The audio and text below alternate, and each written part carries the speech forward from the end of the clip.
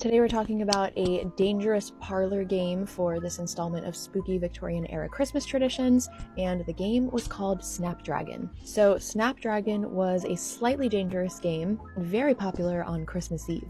It involved filling a large bowl with 24 raisins and pouring brandy or rum over the raisins, setting it on a table, and then setting the liquor on fire. Players were then supposed to stick their fingers into the flaming bowl to grab a raisin out and try to put it in their mouth and eat it before getting their fingers burned.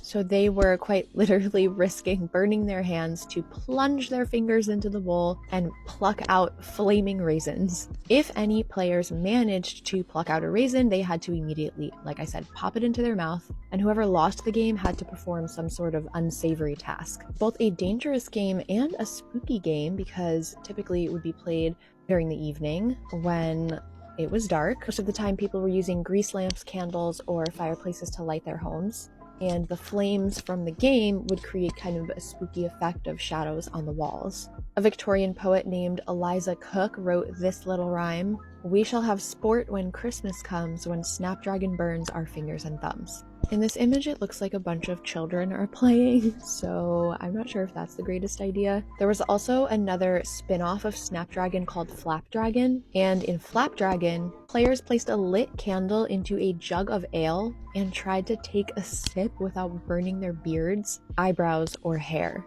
Like, what? I understand there wasn't as much to do during this time, but these Victorians were wildin'.